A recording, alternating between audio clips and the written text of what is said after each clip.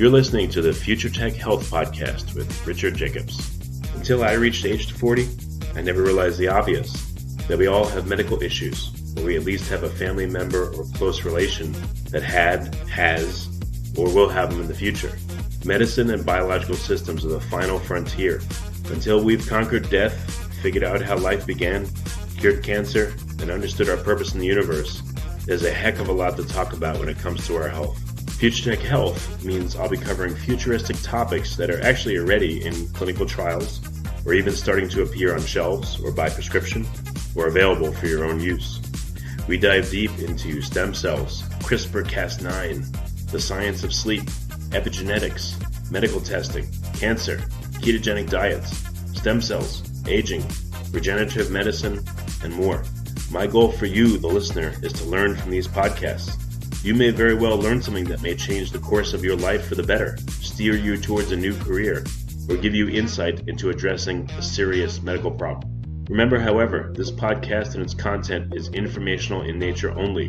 No medical, tax, legal, financial, or psychological advice is being given. If you enjoy the podcast, please listen, subscribe, like, and share it with friends. Thank you. Hello, this is Richard Jacobs with the Future Tech and Future Tech Health podcast. And I have Ryan Sullivan. He's an atmospheric chemist, associate professor in mechanical engineering, and associate director of the Institute for Green Science at Carnegie Mellon University. And we're going to be talking about atmospheric chemistry. So, Ryan, thank you for coming. Great. Thanks for having me. Yeah, I guess it's funny. Atmospheric chemistry, I don't know, the public, they probably know enough, I guess just enough to be dangerous is my guess. It's something that, in the world of chemistry, people wouldn't really know anything about it because they wouldn't care. But atmospheric chemistry, I think a lot of people have heard of NOx and SOx and, global warming and things like that. So what's your focus within the area of atmospheric chemistry? Sure. My big, broad focus, the questions I'm trying to answer is to understand chemical reactions, chemical transformations that happen involving pollutants, but also natural species in the atmosphere. And I focus on the particles in the atmosphere, the particulate matter. And one of the major questions my research addresses is how do particles interact with clouds, make cloud droplets or ice crystals, and how does that then feedback on climate? So these aerosol cloud interactions are one of the largest sources of uncertainty in our ability to understand and predict how human activities are changing the planet's climate. So how do, I'm looking outside. I'm in Austin, Texas. It's like 100 degrees here. I'm looking, I don't know how high up, I see some clouds.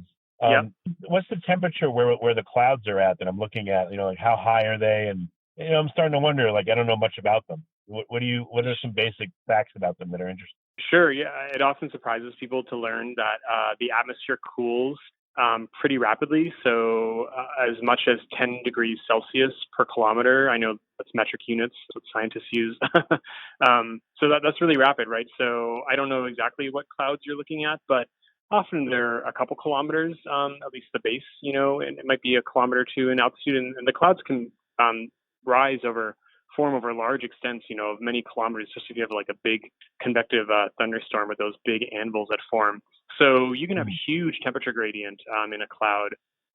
And this is also why clouds are often frozen, and that also surprises people because the clouds form over such large ranges of altitude, and because the atmosphere cools at such a rapid rate as you go up in altitude, you can easily get below 0 degrees Celsius in a cloud. But the other surprising thing about clouds is that cloud droplets don't freeze at 0 degrees Celsius. If it's just mostly pure water droplet, it won't freeze until almost minus 40 degrees Celsius. There's this big energy barrier for the water molecules to assemble into a little ice crystal embryo, which causes the whole droplet to freeze. And particles, some rare particles called ice nucleating particles, they have these special properties about their surface that reduce that energy barrier and allow the cloud droplets to freeze at much warmer temperatures.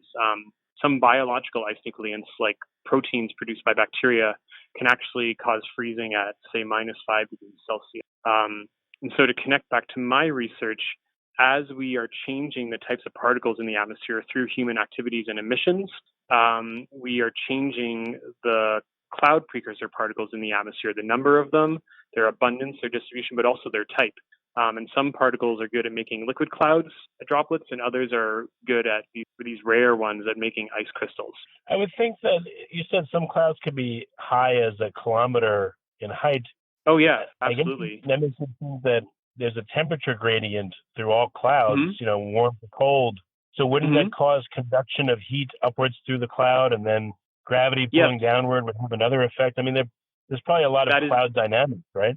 Absolutely, and that is absolutely, it's that balance between gravity and convective uplift that basically causes clouds to, most clouds are pretty stable, right? You look at the base of the cloud and it's not really changing, but you've also maybe noticed people often when they draw clouds, they draw them all puffy and circular all around, but real clouds, their base is flat, and that's because the cloud has to rise, the air mass has to rise to a certain level, and as it rises, it cools, and that's because it's expanding because the pressure in the atmosphere decreases as you rise, so it's rising and cooling, and then eventually it cools so much that the water vapor supersaturates, you hit the dew point, and that's where you make the cloud, and that all happens at the same level in the atmosphere in a given location, and that's why the base of clouds are flat. So interesting. So a cloud is continuously condensing at the top, and will they tend to grow upwards over time, or how will a cloud shape change over time given relatively static conditions? Good question. A cloud will continue to rise until it basically runs out of convective energy. But you get whenever there's a phase transition, so when water goes from gas phase and condenses to liquid phase, you get a bunch of latent heat release. So that gives you a more convective boost, so the cloud can keep rising. And then if the cloud droplets are able to freeze, then they get another release of latent heat. And so that's one of the reasons why if you freeze a cloud, the cloud tends to grow to much higher altitudes. That's where you get those really big thunderstorm anvils that form. They usually rise as high as the tropopause, which is the top of the troposphere, the barrier between the troposphere and the stratosphere, and then they can't rise anymore because there's a temperature inversion. So in the stratosphere, temperature of the atmosphere actually increases with altitude, so they're no longer buoyant, and they'll start spreading across as they hit the tropopause. And also, if a cloud freezes, it tends to grow over really large extents. And frozen clouds also don't tend to last as long because we talked about the balance between convective uplift and then the gravitational settling.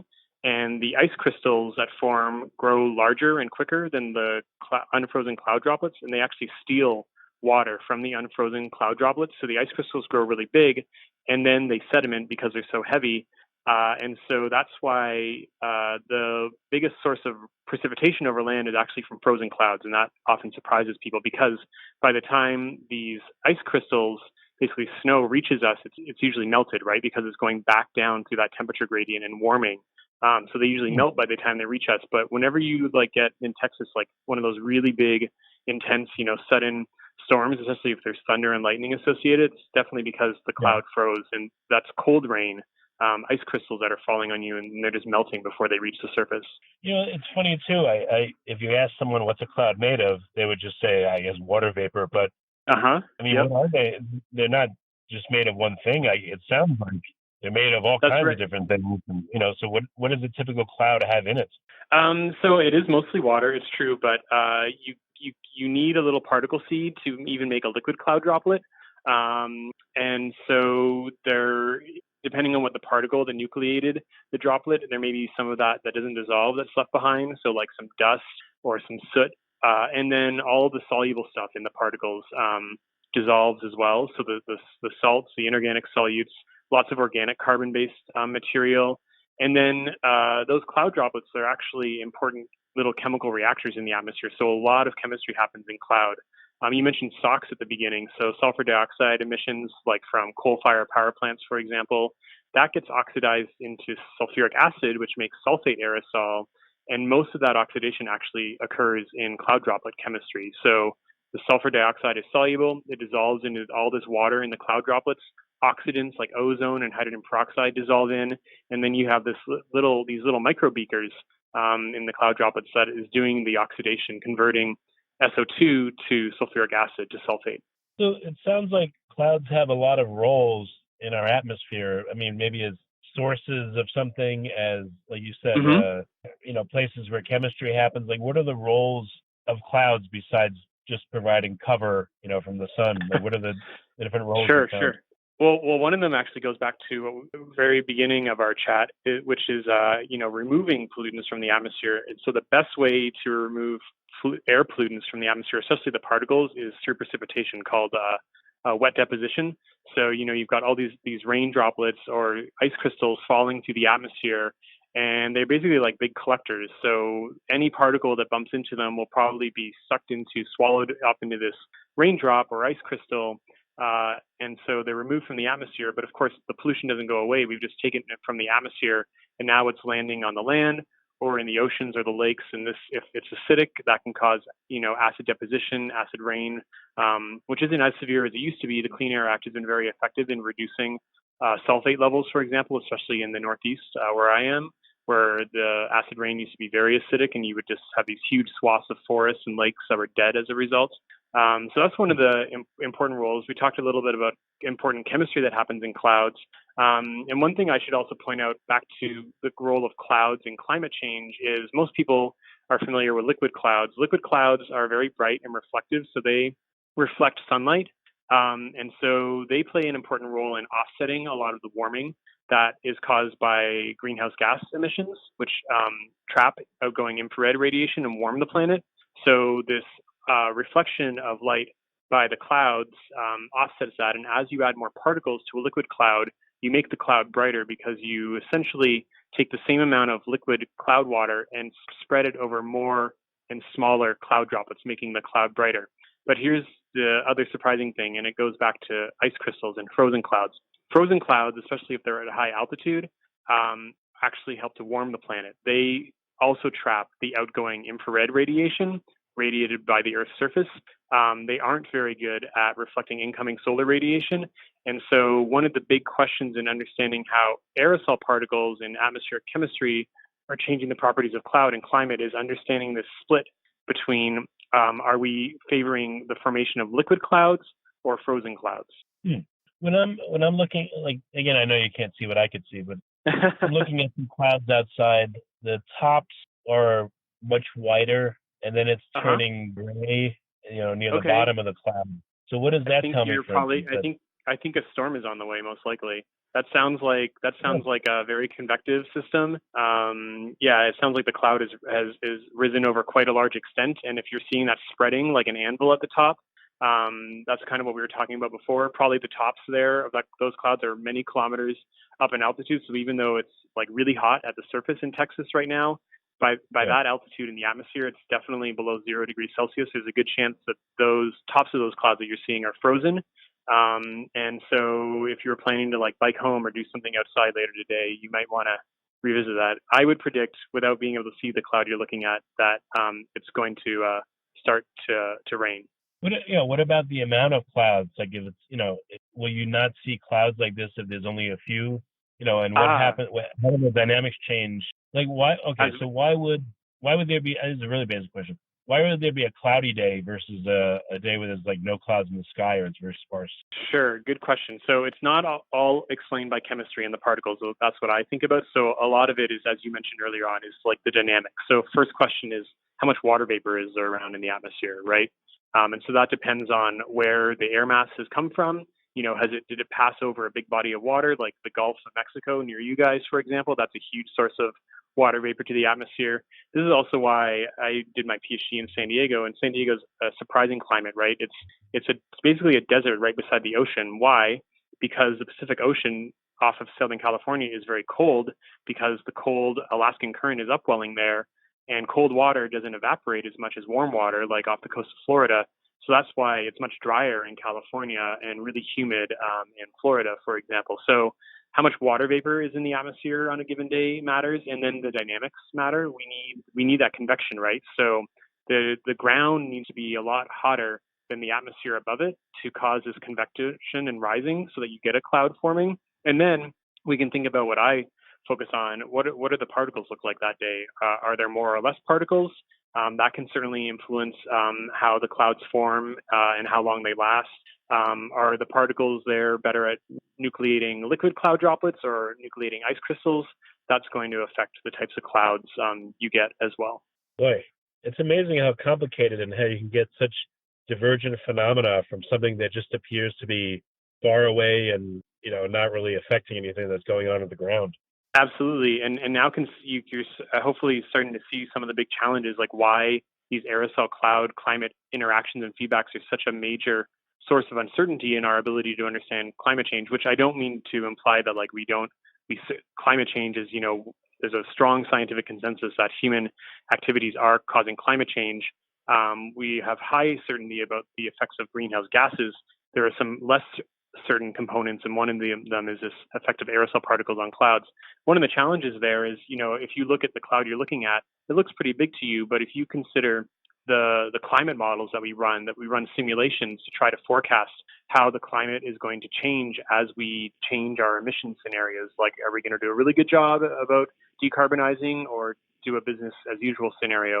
And the problem is that clouds in the model are usually smaller, much smaller than the size of a grid. So the way a chemical transport model or climate model runs, you basically divide the Earth into all these little cubes, but the cubes have dimensions of many kilometers on each side, and clouds are usually much smaller than kilometers. And so you have to sort of make some approximations or parameterizations to describe the clouds in that grid, because you're describing something that is a subgrid scale feature. So that's one of the challenges in modeling how we're affecting the properties of clouds through our pollutant emissions. Have you sampled clouds, or have you seen data where people have sampled various different clouds to look at the chemical composition of even adjacent clouds or clouds in a given? I have actually. So right now, in my research, we mostly focus on doing laboratory experiments, but what we really try to do is to bring the atmosphere into the lab. So we study very realistic, complex systems, and we develop new techniques like optical tweezers and microfluidics to do this, and I'm happy to chat more about that. But to your question, yes, I have done cloud research flights during my postdoctoral research while I was at Colorado State University. It was a campaign called Cal Water. The objectives were to understand how regional pollution in California and also long-range pollution coming across from Asia, across the Pacific Ocean, was affecting the properties of clouds and precipitation, with a focus on the Sierra Nevadas in California. Why the Sierra Nevadas? That's where you get a lot of precipitation, and the snowpack. Understanding changes in the snowpack is very important for California's water supply. California also generates a lot of hydroelectric power, and so they really need to know or have a good understanding of and predictions of when they're going to get rainfall and snowfall. So we outfitted a research aircraft, a turboprop plane that the Department of Energy operates. They're actually replacing it now with a newer one. So we put a whole bunch of fancy instrumentation on it to measure all sorts of properties of the particles and the clouds and the atmosphere. And we did a series of cloud research flights for about a month. And we did observe differences. So some days, especially when we were several kilometers up, we did measure evidence of long-range transport of dust and soot coming across from Asia. And we did observe that there were clear differences on those days in terms of the properties of the clouds. When you had that long-range transport, the clouds tended to freeze a lot more, and that caused some really extensive precipitation. We also had some ground measurements, and the precipitation, the snow was so severe sometimes on the ground that they couldn't even get back to the ground station for a day. So they just had to leave the instruments running and trust that they were okay. And that work was published in Science back in 2013, I think. So yes, and we're not the first to do this.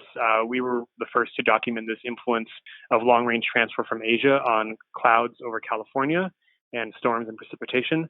So yes, there is field evidence demonstrating that all of these effects, that the particles and the types of particles that are present can actually have important consequences for what's going on with the clouds and climate and precipitation. What does it mean when you seed a cloud? Is that such a thing? Seeding, sure.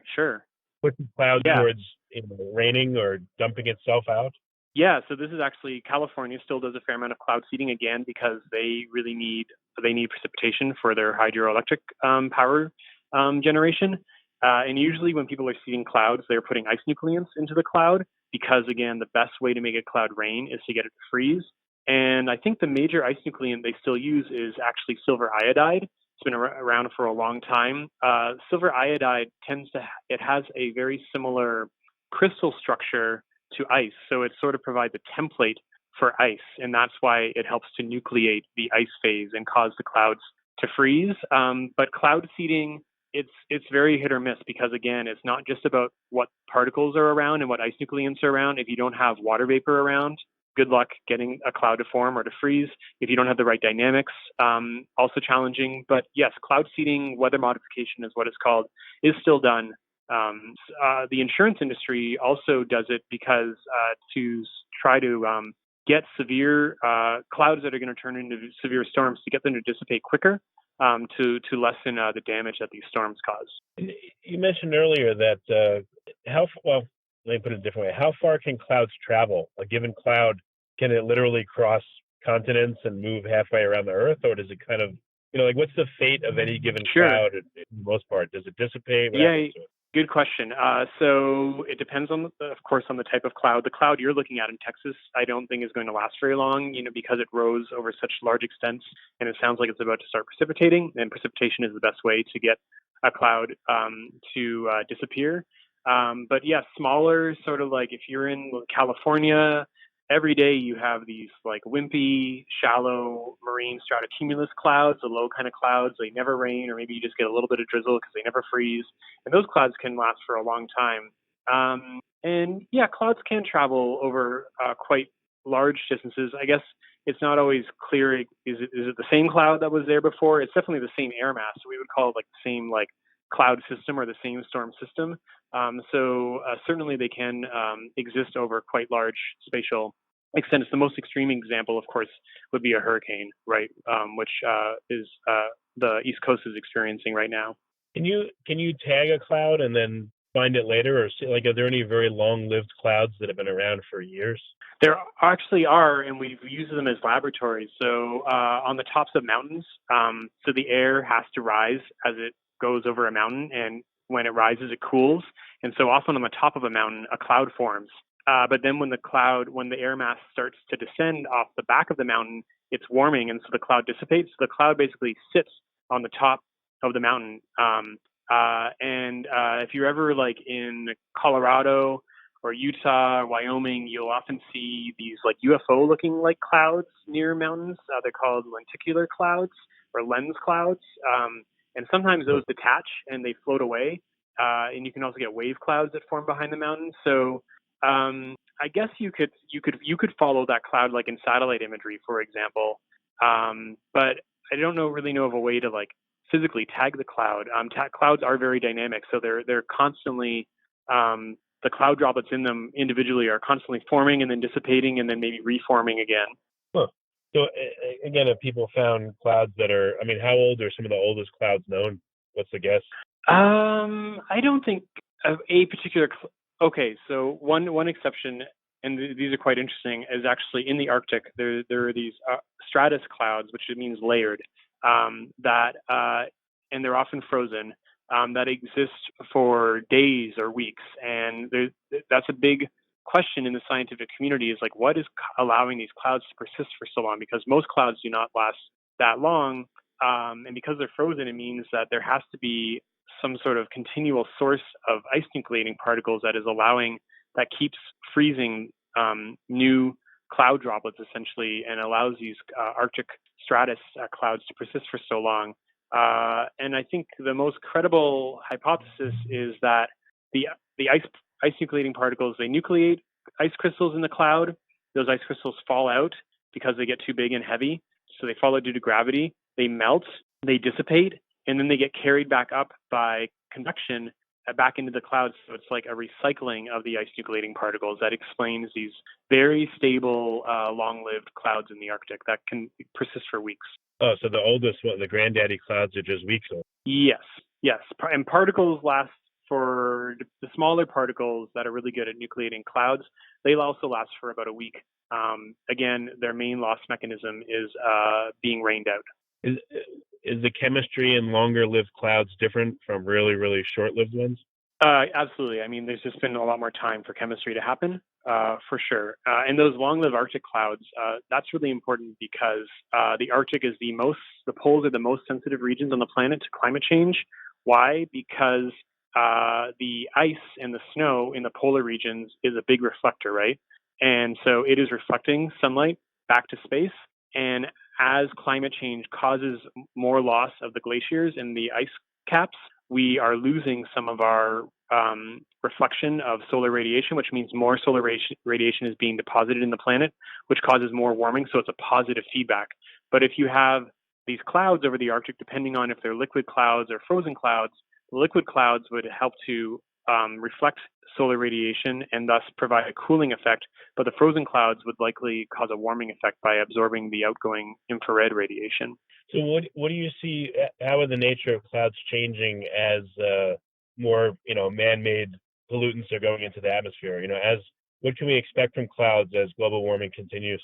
That is a great question, but if anyone tells you they have a really good answer for that, I don't think they do because the question is so complex and the uncertainties are so large. And I know that's probably not a very satisfying answer, but it is the truth.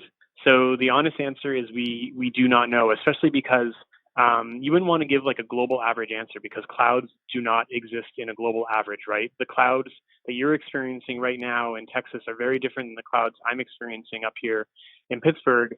And so to answer that question, we'd really have to determine or predict with good accuracy how cloud properties, microphysics, are going to change in different regions of the planet under different climate change scenarios. Have scientists tried to use clouds in the lab, make them in the lab so that they can accomplish chemistry that otherwise would be difficult to do? Yeah, absolutely. In my postdoctoral research, we used an instrument that's basically an ice chamber. So it pulls particles into the chamber. It passes them through between two ice-coated walls, and then all the particles nucleate, turn into a liquid cloud droplet with the original particles still inside them.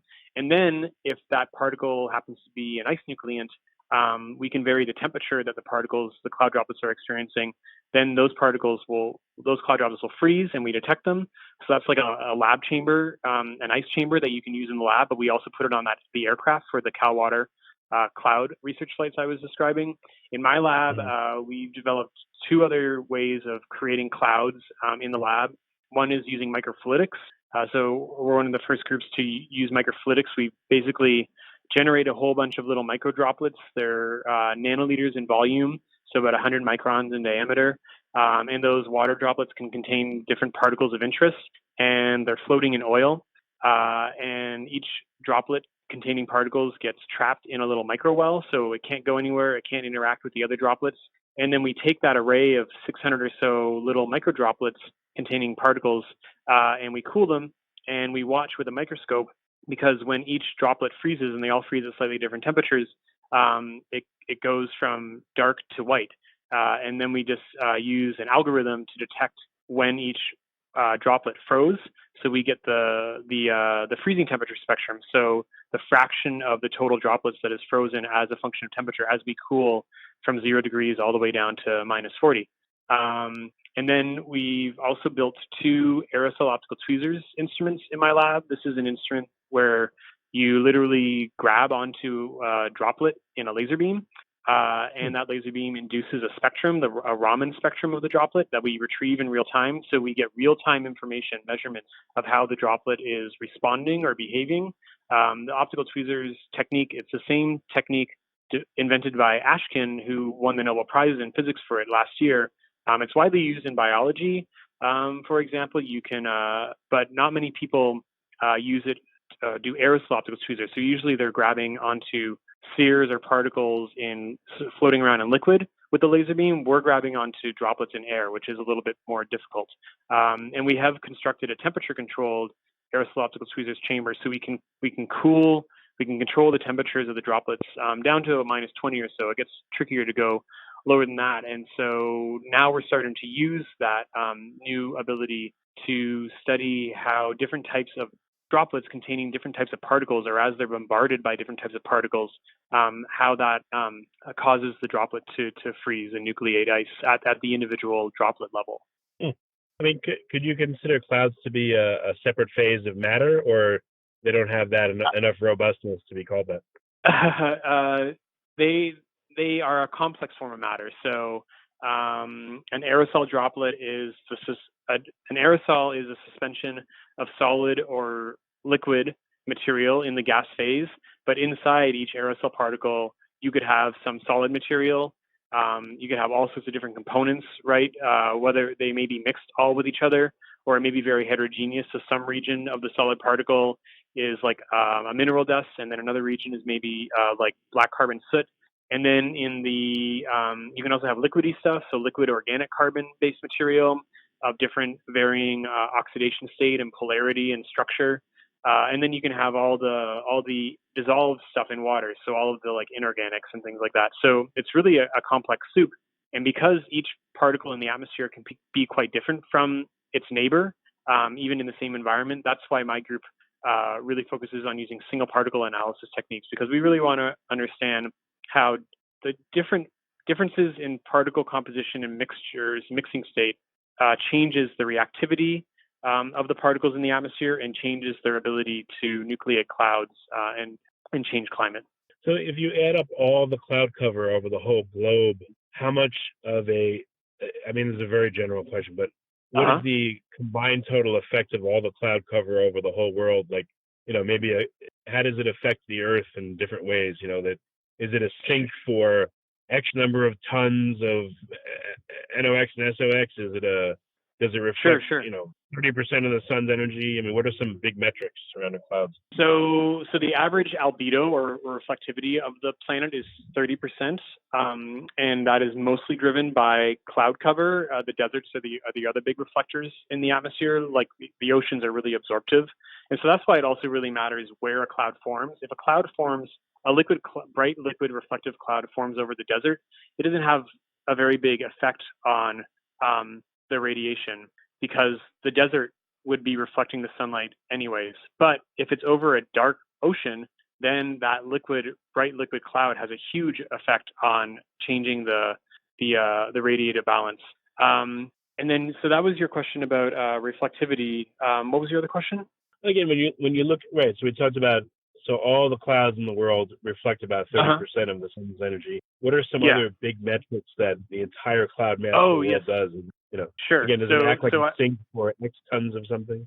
Yeah, so not all, but the majority of sulfate aerosol, which is a big component in particulate matter, which comes from the oxidation of sulfur dioxide, which is largely emitted by energy production, especially from coal-fired power plants. Most of that oxidation to produce sulfate aerosol happens in clouds. And so that's really important, like one of the major contributors, but not the only one, to the really, dangerously high levels of particulate matter in Asia, for example. A lot of that is sulfate, in part because they burn a lot of coal for power. Okay. Yeah, it's amazing. It seems something so simple, but I mean, I know this is like, there's so much to learn about clouds. It's crazy. No wonder why you're so interested in it. Yes, and why it keeps a lot of us busy, yeah. So, well, when people say to you, you have your head in the clouds, you say, yes, I do. Yes, and then I usually try to somehow fit in something about them freezing. I actually love, if I'm giving a seminar and it's like a really stormy day, it's great because I hope that most people will leave one of my seminars now thinking the next time they see one of these big intense storms, that now they know that it's because the clouds froze and that it was particles that probably caused the clouds to freeze. Well, very good. And there's millions of more questions I could ask you, but we've gone on for a while. What's any breakthroughs in your research that you're hoping for in the next couple of years? What do you want to elucidate and figure out? So we've been focusing a lot in my group on understanding the chemistry of wildfire smoke. So we call it biomass burning aerosol. So when trees or other materials burn, they emit a lot of gas phase, but also particle phase material to the atmosphere. And we have found that sometimes you can actually have quite a bit of ice nucleation activity in the biomass burning aerosol, in that smoke coming from the wildfires.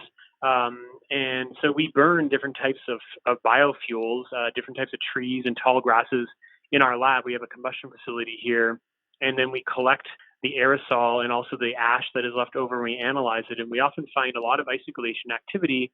And we've discovered that a lot of that, the ice nucleants are actually produced from new mineral particles that are produced by the combustion process itself. So it's not mineral particles that were already in the soil or in the fuel. They're actually produced by the burning process itself. So that's a very new perspective on what's going on in this wildfire smoke and where the ice nucleants are coming from. So we're just getting ready to submit a paper on that we've been working on for several years now, because it's a really complex system. Clouds are complex, and then wildfire smoke is a really complex chemical soup as well, but really important because it's such a huge source of emissions of air pollutants globally to the atmosphere. Okay, well, very good. Well, what's the best way for people to find out more from you, to reach out, ask questions, etc.? Sure. I'm part of the Center for Atmospheric Particle Studies. So we have a website called CAPS, or you can cmu.edu/particulate-matter is a good way to find out more. Okay. Any other ways, or that one way is the best? You can look up I'm actually just about to launch my research group website, but it's not quite done. It will be done in a month or two. You can look up my faculty bio page. I'm in both the departments of chemistry and the Department of Mechanical Engineering at Carnegie Mellon University. Okay, well, that's great. Well, Ryan, it's been a good call. Thank you so much for being here. Yeah, my pleasure.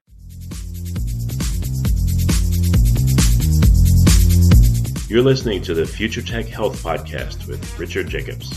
Until I reached age 40, I never realized the obvious, that we all have medical issues, or we at least have a family member or close relation that has, or will have them in the future. Medicine and biological systems are the final frontier. Until we've conquered death, figured out how life began, cured cancer, and understood our purpose in the universe, there's a heck of a lot to talk about when it comes to our health. Future Tech Health means I'll be covering futuristic topics that are actually already in clinical trials, or even starting to appear on shelves or by prescription, or available for your own use.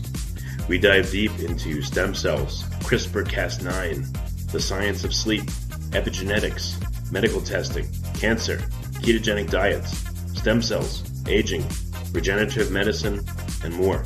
My goal for you, the listener, is to learn from these podcasts. You may very well learn something that may change the course of your life for the better, steer you towards a new career, or give you insight into addressing a serious medical problem. Remember, however, this podcast and its content is informational in nature only. No medical, tax, legal, financial, or psychological advice is being given. If you enjoyed the podcast, please listen, subscribe, like, and share it with friends. Thank you.